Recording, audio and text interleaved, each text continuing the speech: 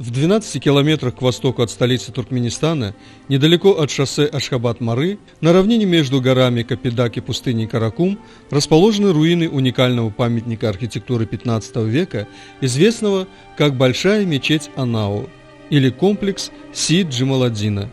Мечеть Джамаладдин построена согласно надписям на фасаде и в интерьере, когда этой территорией Хорасан правил тимуридский наместник Абдул-Касим Бабер Бахадурхан.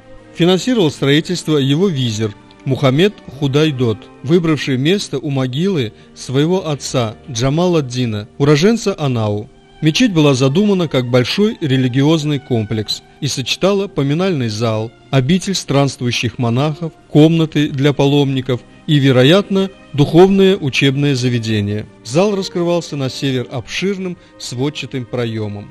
Снаружи он представлял собой выразительный портал с богатым декоративным убранством, который служил центром композиции двора. Портал был облицован шлифованным кирпичом со вставками синих и голубых изразцов и мозаичными наборами.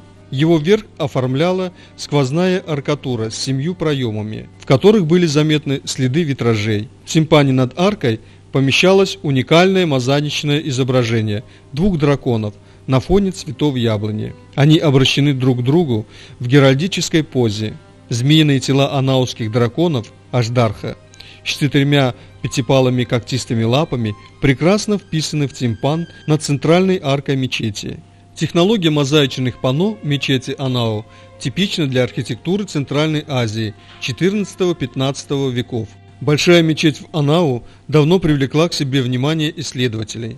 Одновременно с изучением ее конструкций проводились мелкие работы, а самые масштабные работы по обмерам и фотофиксации памятника осуществлены в 1947 году отрядом Южно-Туркменской археологической комплексной экспедиции под руководством Галины Пугаченковой, которая впоследствии опубликовала книгу «Мечеть Анау», содержащую всестороннее и глубокое исследование этого выдающегося памятника архитектуры. В конце XIX века здание было уже сильно пострадавшим из-за просадок грунта, землетрясений, нередко имеющих место военных действий, и полностью рухнул в результате Ашхабадского землетрясения 6 октября 1948 года. Только в 2001 году, благодаря осуществлению совместного туркмено-американского проекта, удалось расчистить площадь перед главным фасадом мечети Анау, частично укрепить остатки ее стен и, самое главное,